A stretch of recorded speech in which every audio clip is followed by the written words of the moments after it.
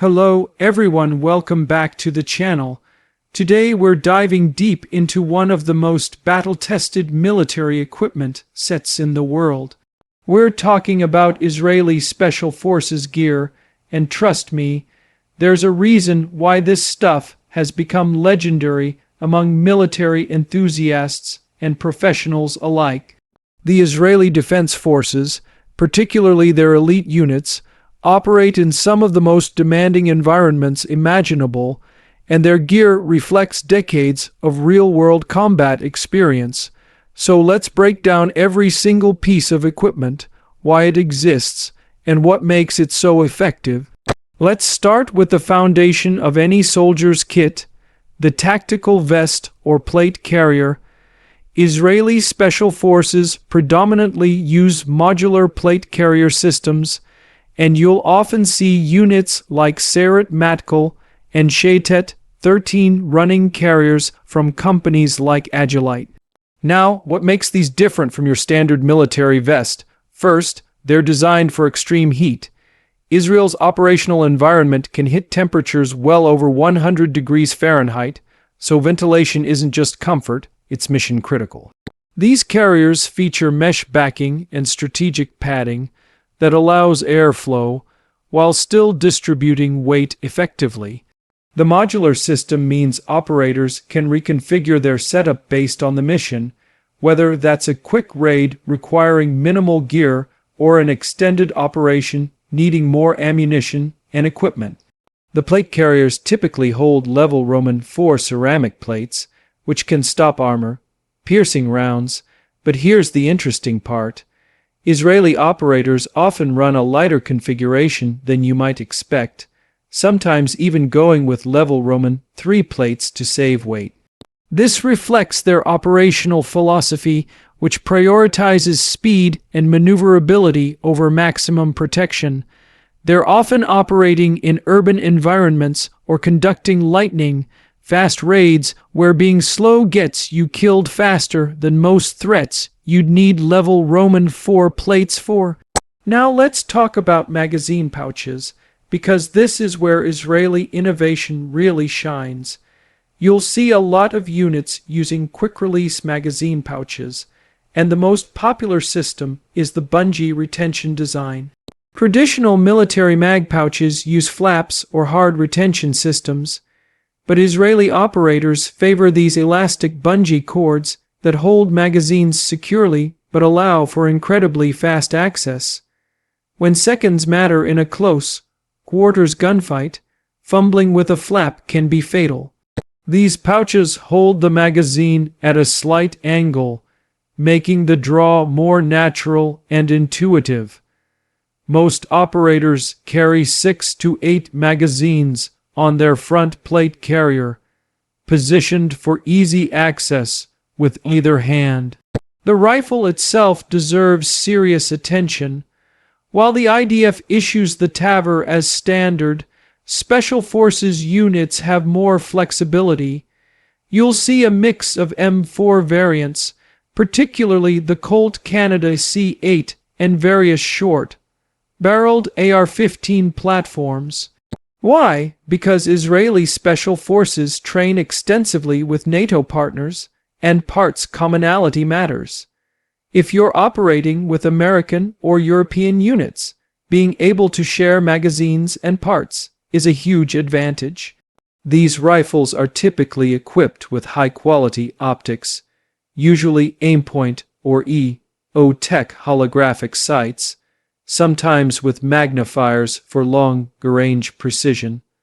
The key here is durability. Israeli operators aren't babying their weapons, they're running them hard in dust, sand, and extreme conditions. Most Israeli SF rifles have several common modifications. You'll almost always see an upgraded pistol grip, usually a magpul or similar ergonomic design. The stock is typically a lightweight adjustable design that can be shortened for vehicle operations or extended for stability. White lights are mandatory, usually something powerful like a Surefire or Modlight, because a significant amount of their operations happen at night. And here's something interesting. Many Israeli operators prefer pressure pads for their weapon lights rather than tail switches because it allows them to control illumination without adjusting their grip. Let's move to secondary weapons. Israeli special forces almost universally carry sidearms, and the Glock has become the dominant choice, specifically the Glock 19. It's compact enough for concealment, but still has enough capacity and stopping power for serious work. You'll see these in drop, leg holsters, or increasingly on the belt in appendix or 3 o'clock positions. The shift away from drop, leg holsters reflects lessons learned. They look cool, but they're actually slower to draw from and can interfere with movement. Belt-mounted holsters keep the weapon closer to the body and allow for faster access. Ammunition low. Doubt tells you a lot about operational doctrine. Israeli SF typically carry around 210 rounds for their primary weapon. That's 7 magazines with 30 rounds each. This is actually on the lighter side compared to some Western Special Forces units that might carry 10 or more magazines. Again, this reflects the Israeli emphasis on speed and the nature of their typical operations, which are often quick surgical strikes rather than sustained firefights. They're confident in their training and marksmanship, and they'd rather be fast than loaded down. Communication equipment is absolutely critical, and Israeli units use some of the most advanced tactical communications gear available. You'll see devices from companies like Harris and increasingly Israeli-made systems that are designed to resist electronic warfare and jamming. The headset setup is usually a Peltor ComTac or similar active hearing protection system. These are amazing pieces of tech that amplify quiet sounds so you can hear whispers or footsteps, but instantly suppress loud noises like gunfire to protect hearing. The push-to-talk button is typically positioned on the shoulder or chest for easy access without having to take hands off the weapon. Eye protection isn't optional, it's mandatory. You'll see a lot of ESS and Oakley ballistic eyewear. These aren't just safety glasses. They're rated to stop fragments and debris that could blind an operator. In desert environments, they also protect against blowing sand, which might not sound serious until you've tried to aim a weapon with sand in your eyes. Many operators carry multiple lenses, clear for night operations and tinted for daytime. Helmets are another area where Israeli forces have made interesting choices. While traditional Kevlar helmets are still common, many units have adopted the Ops Corps or Team Wendy bump helmets for certain operations. These are lighter and more comfortable for extended wear, though they offer less ballistic protection. The trade-off makes sense for operations where the threat is primarily from fragments rather than direct fire, or when wearing night vision for extended periods.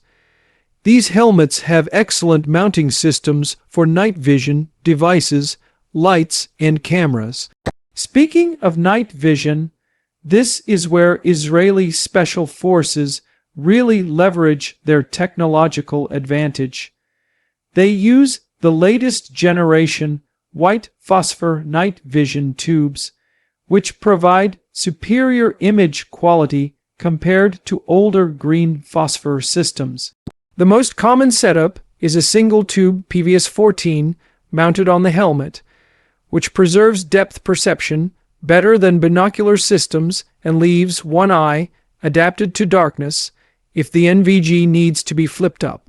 For certain operations, you'll see binocular systems like the GPNVG, which provide an incredibly wide field of view. Body armor configuration beyond the plate carrier includes side plates and sometimes back plates, though again, Israeli operators often go lighter than their American counterparts. They're more likely to skip side plates entirely to save weight and improve mobility, The philosophy is that proper tactics and speed are better protection than a few extra pounds of armor that slow you down. Medical equipment is carried by every operator, not just medics. The standard individual first aid kit includes a tourniquet, usually a CT or SOFD model, chest seals for treating sucking chest wounds, combat gauze for wound packing, and a pressure bandage. This reflects the reality that in special operations you might not have immediate access to a medic, and every operator needs to be able to provide life-saving trauma care. Many Israeli SF soldiers also carry a cricothyrotomy kit for emergency airways, which is more advanced than what most militaries issue to non-medical personnel. Hydration systems are critical in Israel's climate. You'll see camelback or source hydration bladders, usually 3 liters, integrated into the plate carrier or worn as a separate pack. The drinking tube is routed over the shoulder for easy access. Dehydration can degrade performance faster than almost any other factor in hot environments, so staying hydrated isn't just comfort, it's operational necessity. Load-bearing equipment beyond the plate carrier often includes a belt system. The most common is a rigger's belt with a cobra buckle worn over the pants. This carries the sidearm, usually a few pistol magazines, a dump pouch for empty magazines, and sometimes a multi-tool. The belt also serves as an anchor point for fast roping or rappelling equipment when needed. Footwear is an often overlooked piece of gear that's absolutely critical. Israeli special forces favor lightweight boots with good ankle support, but not the heavy leather boots of previous generations. You'll see a lot of Salomon or Loa boots, which are more like hiking boots than traditional military footwear. These provide excellent traction, are comfortable for long periods, and dry quickly if they get wet. In urban environments, some operators wear lighter tactical shoes that look almost like running shoes, prioritizing speed and stealth over protection. Uniforms themselves are typically ICAM or similar camouflage patterns, though for urban operations you might see solid colors like Ranger Green or Coyote Brown. The uniforms are cut for mobility with articulated knees and elbows and reinforced in high wear areas. Many operators wear knee pads built into the uniform pants or external ones strapped on, because taking a knee in urban terrain will destroy your knees otherwise. Gloves are worn by most operators, usually mechanics-style gloves that provide protection while maintaining dexterity. These protect hands during fast roping, when handling hot weapon barrels after sustained firing, and when moving through urban environments where sharp edges are everywhere. Many operators cut the trigger finger off their gloves for maximum sensitivity or use fingerless designs. Breaching equipment varies by mission, but often includes bolt cutters, pry bars, and explosive charges. Israeli special forces are experts at dynamic entry, and their breaching methods are studied worldwide. They favor speed and shock over slow, methodical clearing, which means their breaching tools need to work fast and reliably.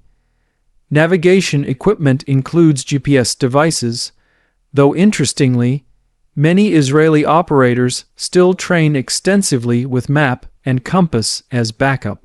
The GPS units used are usually military-grade Garmin devices that can receive encrypted military GPS signals for greater accuracy than civilian systems.